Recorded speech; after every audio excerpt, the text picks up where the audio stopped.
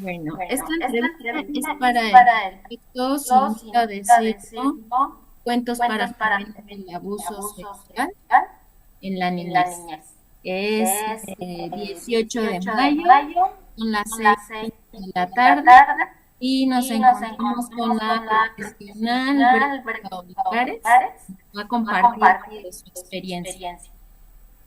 Claro, Y, muchas gracias. bueno, pues la Bueno, pues la primera primera pregunta pregunta sería sería si si trabaja trabaja eh, eh, psicoterapia, psicoterapia, esos esos psicoterapeutas con psicoterapeutas con niñez que niñez han que han vivido vivido abuso abuso sexual. sexual.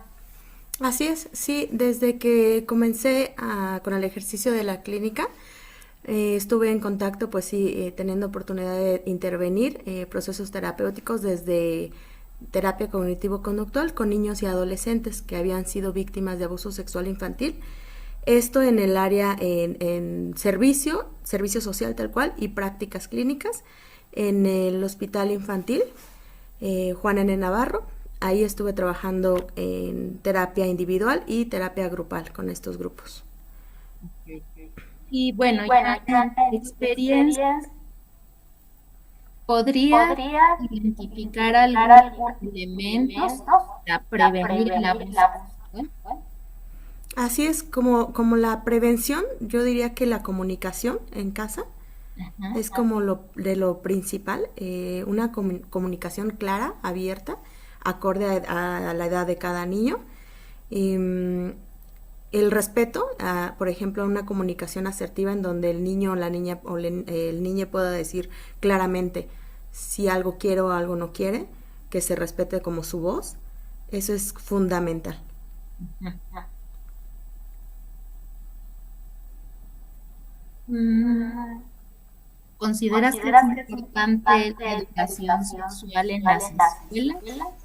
Sí, sí, de hecho, justo recientemente en los procesos terapéuticos que he tenido recientes, con niños me han comentado que empiezan con este tema en las escuelas en cuestión de educación sexual y lo toman muy claro, no lo toman como con miedo, como más como los papás sí llegan con con estos tabús todavía, como de es que cómo le empiezan a hablar de sexualidad a mi hijo, pero entienden que sexualidad lo asocian como actos sexuales tal cual o intimidad sexual y la realidad es que pues simplemente con el hecho de hablarles de su cuerpo, de partes privadas, de partes públicas, de formas de decir no, de establecer límites, de momentos o lugares o personas seguras, eso es educación sexual. Entonces, sí considero sumamente importante que en las escuelas también se hable de este tema, porque desafortunadamente son espacios en donde pues, ha habido este tipo de casos. Sí. Sí. Eh, Eh, ¿Tú has ¿Tú has acompañado acompañado procesos procesos de de niños niños que han que hecho han la hecho la denuncia denuncia legalmente? legalmente? Así es, sí, de niños que han hecho denuncia legalmente. Eh, He estado en el proceso desde que inicia o ya que finalizó el proceso y que tienen una respuesta. También he estado en este acompañamiento. Y Y justo cuál justo es la cuál es la función función que que realizas realizas como como psicoterapeuta o psicoterapeuta o psicóloga que psicóloga que acompaña. acompaña. Claro, acá es ayudarles a que no caigan en la revictimización, porque desafortunadamente este tema pues, temas legales, pues se presta un poquito, pienso que hay un poco de rezago en la capacitación de ciertas instancias, entonces sí cae un poquito en la revictimización. Entonces en el proceso ahí es en donde yo intervengo para contener esta parte y de inmediato resignificar lo que en algún momento o en algún proceso legal pudiera estar pues saliéndose de control. Encuentras Encuentra eh, eh, que si que hay si hay una una transformación en transformación los en niños los niños con una con una compañía. compañía. Sí, sí, definitivamente. Incluso cuando llegan pues ya en etapas adultas, jóvenes adultos, en donde identifican o recuerdan o de primera vez mencionan este tema de abuso sexual, sí se identifica como sus conductas pues se hubieran prevenido si hubieran tenido una intervención en ese momento en donde hubo el abuso, si hubieran tenido una intervención, sus conductas tanto sexuales, sus conductas, sus habilidades sociales, su autoestima hubiera sido muy diferente. La La importancia importancia de de intervenir intervenir prácticamente prácticamente con con ustedes. ustedes. Sí, sí, sí, sí. Lo más cercano posible, de acuerdo a lo que como acepte el menor. Em, Em, para los para los papás, papás, em, em, a veces a cuando veces cuando sucede un sucede un acto acto sexual en la sexual en la familia, los familia, los papás papás se se alteran alteran y es y todo lo esto por lo contrario, ¿no? Es contrario, ¿no? Es mantener la mantener la calma. calma. ¿Cuáles ¿Cuáles serían las serían las recomendaciones recomendaciones secundarias? secundarias? Las recomendaciones secundarias respecto a cómo tratar al hijo cuando Ajá. mencionan el abuso, ajá, sí, hablarlo desde la calma, desde un acompañamiento eh, amoroso, es decir, sin presionar, sin hacer estos tipo de interrogatorios para saber exactamente todo. Creo que es muy, muy, muy difícil para los papás tener esta calma, pero sí creo que es importante no hacer nada si no estamos seguros como papás si lo que voy a hacer es como lo más saludable para ellos. Igual no juzgar en cuanto, pero ¿qué estabas haciendo tú? ¿Cómo lo estabas haciendo? ¿Tú qué hiciste para provocarlo? O sea, el ámbito que haya sido, ya sea niño o adolescente, eh, no preguntar como, pues sí, con estas cuestiones de, a lo mejor de revictimización de, pero tú qué hacías a esa hora o tú, ¿por qué estabas ahí?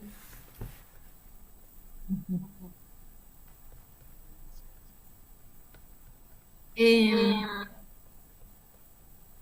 ¿Tienes ¿Tienes em, eh, en tu en tu experiencia, experiencia, los en niños los que has niños que has trabajado, trabajado, cuáles son cuáles las son las principales principales emociones emociones que que ellos ellos trabajan, trabajan, los que los que tú los tú nos apoyas en apoyas en procesos? procesos? Miedo, miedo principalmente, mucha vergüenza, enojo también.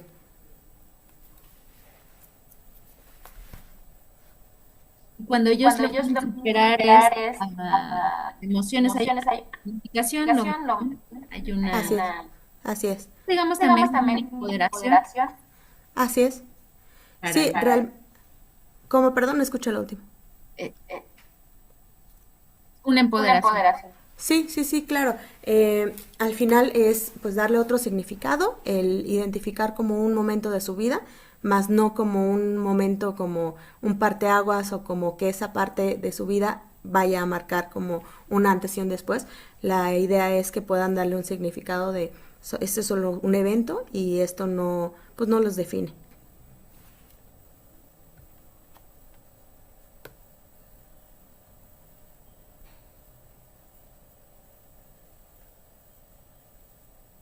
Muy bien. Bien. Y Y con con, lo, lo, con las con edades las edades en las que en las has que has trabajado, trabajado, te has te hacen encontrado con con niños muy niños muy pequeños. pequeños.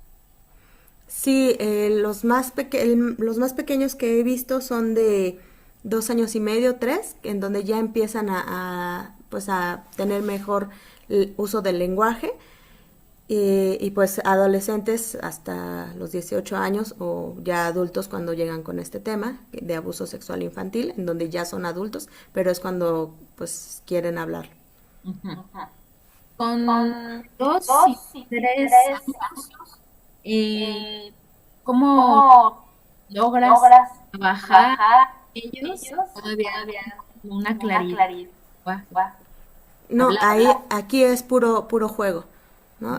Igual hay cuentos, hay canciones, hay juego a través de muñequitos, ya sea de tal cual muñequitos o de la familia. A estas edades tan tempranas procuro no meter los muñecos anatómicamente correctos porque Ah, sí se les hace de repente muy abrumador. Si hay una educación previa en casa, educación sexual en donde se les menciona las partes del cuerpo, sí se trabaja sin ningún problema con ellos, sino con los muñequitos así, con el elefante, el perrito y demás. Y así jugamos como los roles a través de todos sus círculos y de las personas que están a su alrededor. Ahí o también usamos, bueno, se usa una técnica que es a través de la caja de arena, que ahí es igual como ejemplificar a través de juegos, de muñecos, todo su escenario, todo su entorno.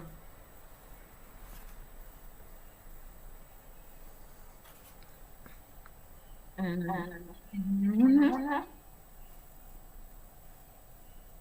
en tu experiencia, ¿qué elementos consideras importante abordar en un proceso de prevención? ¿Qué elementos considero importantes de abordar en prevención? Ajá.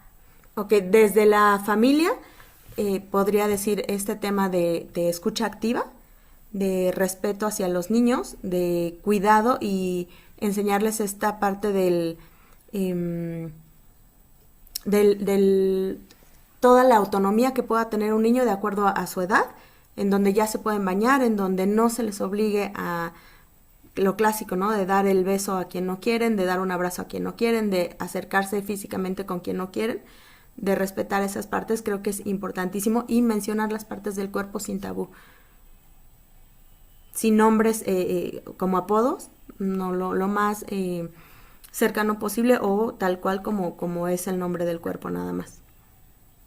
Hay una técnica que se llama el semáforo, Ujú. muestras Sí, que vas diciendo por colores, ¿no? Que te así puede, es. el verde, En donde sí, ajá. ¿no? Así. Ujú. ¿Recomiendas esta técnica para trabajar el cuerpo, ¿no? La realidad es que yo no la uso por partes del cuerpo. ¿Por qué? Porque hay niños que desde la mejilla pues es que yo no quiero. Ok, Es que yo no me siento cómodo. Entonces, desde ahí es respetar. Si no me siento cómodo, pues no es necesario. ¿No? ok. Entonces, utilizo el semáforo siempre y cuando si yo me siento cómodo, puedo dar acceso a. Entonces, ¿en dónde me sentiría cómodo? Y cada niño va poniendo su propio semáforo, no un semáforo como muchas veces esta estrategia se usa, como de en las mejillas y en la mano también, en la cabeza también, pero la realidad es que desafortunadamente pues ha habido muchos casos en toda parte del cuerpo, entonces sí no recomendaría ser como tan estructurado en esa estrategia, salvo que el niño pueda poner el semáforo a sus propias necesidades y con cada persona como él quiera. Es muy ambiguo esa estrategia. Sí, justo quería preguntarte porque es una estrategia que como que se utiliza para trabajar grupos, pero como dices, adaptando a cada niño, sin Ujú, sí, sí, claro. ni siquiera el cachete, ¿no? Sí, claro. Ujú. Sí. Em, eh, cuando se habla con los niños y las niñas sobre la prevención, es importante que aunque sea un cuento o una canción, es importante nombrar eh, las partes del cuerpo y lo que implica por ejemplo, una violación, una penetración, no.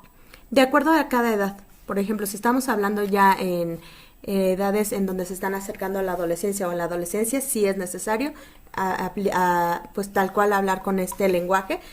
Quinto, sexto, primaria. Sí, ahí recomendaría, depende mucho las zonas, por ejemplo, hay zonas rurales, pues va a estar muy complicado que se les pueda hablar abiertamente con este tipo de vocabularios, pero en zonas en donde ya pueden tener mayor acceso a este tipo de educación sexual, ya saben lo que es una penetración, ya saben otro tipo de lenguaje, entonces ya se puede hablar. Es que al final este tema no podemos como poner no podemos una estructura en toda la infancia. Realmente es dependiendo mucho de las comunidades, las zonas. Inclusive en algunos momentos yo estuve trabajando con este tipo de población en la Venustiano Carranza y pues sí se ve mucho rezago a diferencia de, por ejemplo, la alcaldía de Coyoacán. O sea, el tipo de lenguaje es muy distinto. Todavía en Venustiano Carranza las familias tienen mucho tabú de hablar de sexualidad. Todavía no sabemos cómo llega el bebé, no sabemos papá y mamá qué hacen, no saben la diferencia entre un novio o un amigo. Entonces, ¿por qué? Por esta falta de interacción o de comunicación con la familia, por el tabú que todavía se tienen. En la alcaldía Coyoacán, que es en donde también he tenido la oportunidad de trabajar con esta población, ya el lenguaje es muy distinto. Ya un niño de quinto de primaria, hasta él mismo te va a decir, ¿no? El lenguaje, y no se espantan, ya lo dicen como mi brazo, mi vulva, mi ano, te lo dicen muy abiertamente. Entonces, por edades. Son. Así es. Vamos a hacer un esquema de lugar, Ujú. de las zonas o la escuela, Así es. y por edad. Así es. Con los más pequeñitos, obviamente, ¿no? Los más grandecitos, Claro. depende ya Ujú. información. Claro, sí, a un niño de 4 o 5 años no le vas a decir como hablar sobre la penetración del pene en la vulva o en la vagina, pues no le vas a hablar así, ¿no? Pero sí es como enseñarle a que nadie puede tocar sus partes públicas y sus partes privadas. Es como a mí he visto que en la práctica funciona mejor las partes públicas y las partes privadas. Más que el semáforo, ¿no? Así es.